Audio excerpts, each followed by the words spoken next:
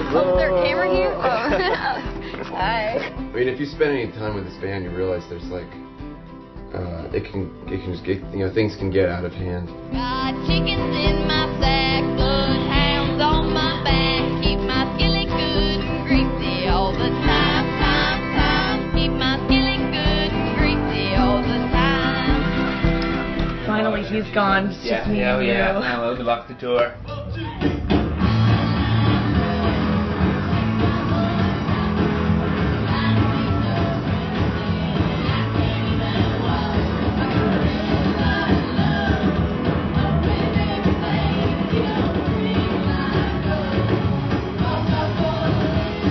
So, Nikki, what's going on? Just, South by Southwesting it.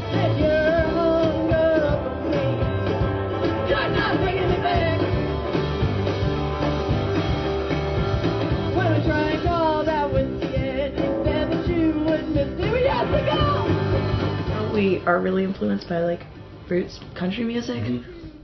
Doesn't make us an alt country band. A lot of those bands like that are doing that right now, they don't. I think they take themselves like kind of more seriously. Like we tend to just be like, well, we don't care and we're nuts and whatever. I don't feel like talking tonight. Dirty glances out of sight. Keep it all inside of me. It don't take a lot to see.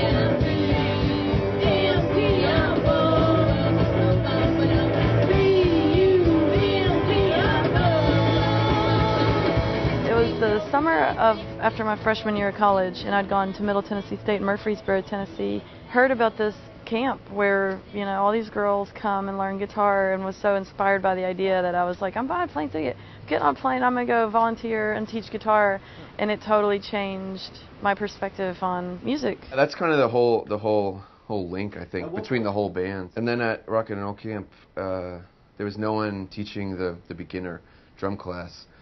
And I think Kelly or someone was like, do you think you can do that, Because whatever, like everybody that teaches at Rock Camp, it's like most people play electric guitar, period. Yeah. So there's always a million guitar teachers, but there's not that many drum teachers. And anyway, I was like, yeah. So I pretty much like at that point, that's when I had to prep for the week, and actually like figure out. And of course, I was like, I can play better than these girls who never played before. So I've already got. As long as you stay one step ahead of them. I've already got the one up on them. And I told them, I was like, I probably barely know more than you guys.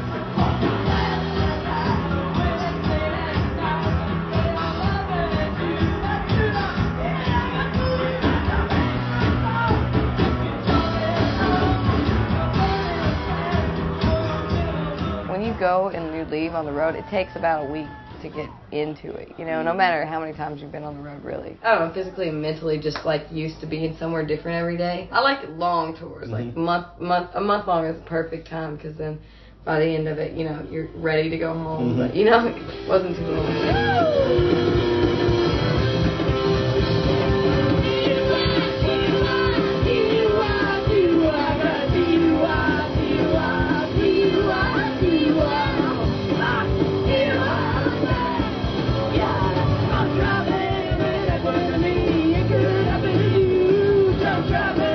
My grandma had given me a guitar when I was 13 or 14, but like I just kind of played around. Like I didn't really learn how to play it per se. I don't know. When I started college, I was just everybody that I was hanging out with played music, and so this girl that I was going out with just dumped me, and so I really needed something to do, and so then I just decided I should. This is what I'm gonna do. Period. You guys really packed in there, huh? Yeah, no kidding. I'm glad that you're getting a shot of this disgusting band.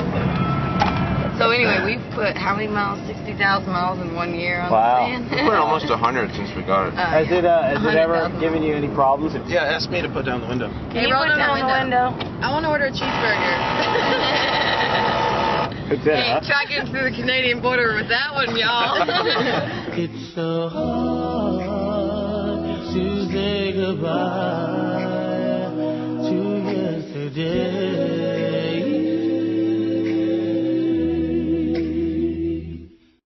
What's sort of the timetable for the new 7-inch? You guys still we're recording it in April. Okay. So very soon. I Great. believe like the 22nd or something.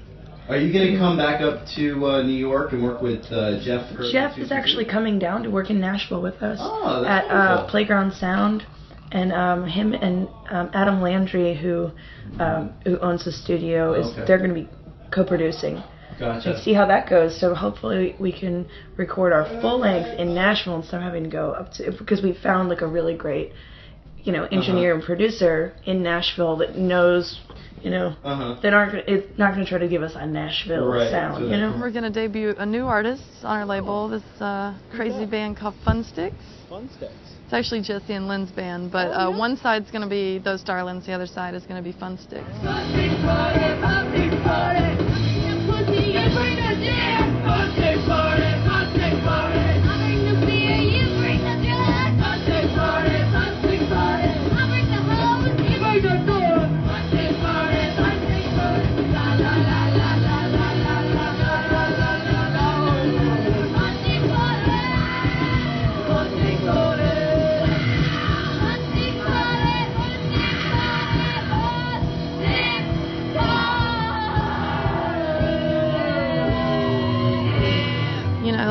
There's been some people that have faced real hardships, and I just highly respect those people that have come before us. In the Carter family, Mabel Carter was 8 months pregnant when they made a trip in a horse-pulled wagon to go record their songs, and she's bouncing around about to bust, fully pregnant, and we talk about, it's so hard to tour these days, it's just in a wagon.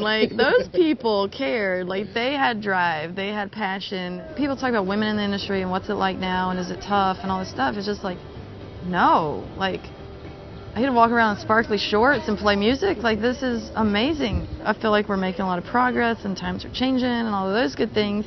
And there are politics to what we're doing, but it is nothing compared to Wanda Jackson being a rock and roller in the 50s, having to have a handler with her all the time and being told that she couldn't wear her strappy dress on the Grand Ole Opry and having to cover it up with a jacket.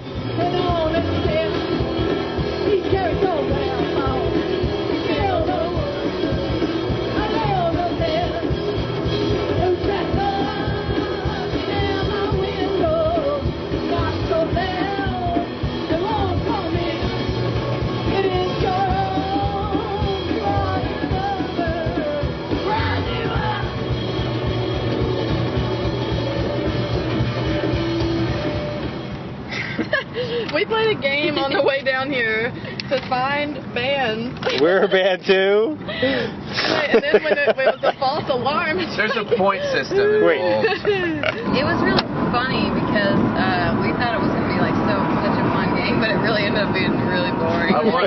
And we're so lucky to have found each other, just as friends and people in general, and the privilege to work with such amazing, cool people, Lynn and Jesse and Nikki and JT, our manager.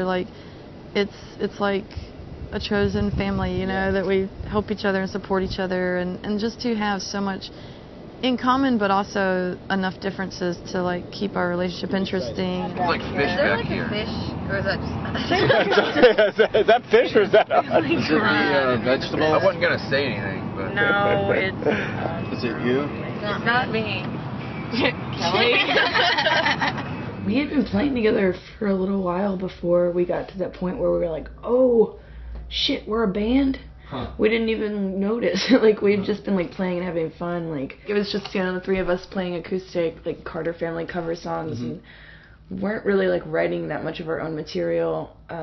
We were just going out and playing shows and, having fun and making asses out of ourselves. I've seen that chicken head. Oh, I recognize that chicken. Hey, you gonna wear that tonight? I know that chicken. I might have to. Wear it today. I will wear that. Really good. Here, look this way. Shit over here. It's kind of hot.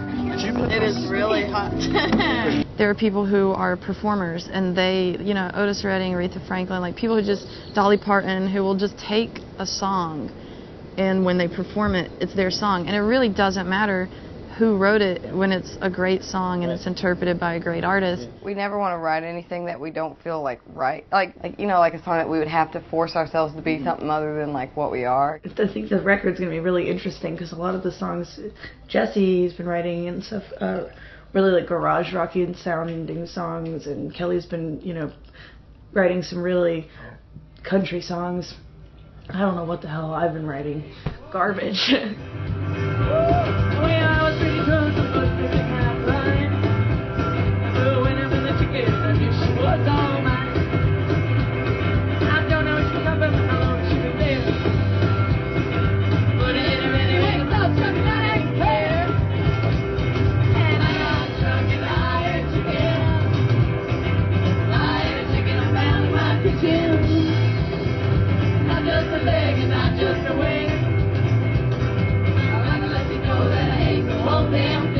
I understand you guys are going to be recording a song for a John Prine tribute. Which song did you guys record? Talk Dirty in Hawaiian. Let's Talk Dirty in Hawaiian. Oh, nice. Yeah, a lot of people don't know that song, but it's so hilarious. I'd say Nikki's probably the biggest fan of him, but she really wanted to do it. And but yeah, that song was like perfect because it's one of his like funny songs. Because he has some really serious songs, and yeah, sometimes we just don't really do serious that well.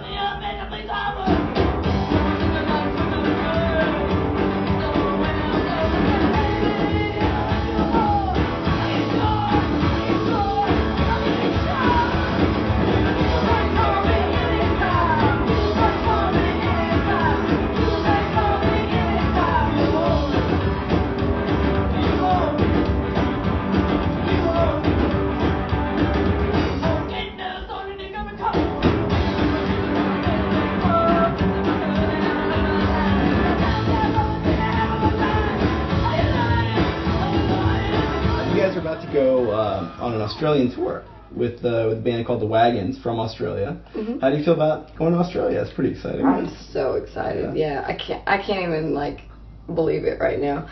I mean, I just think it's gonna be. I think we're all just gonna be like minds blown. You know, it's gonna be great.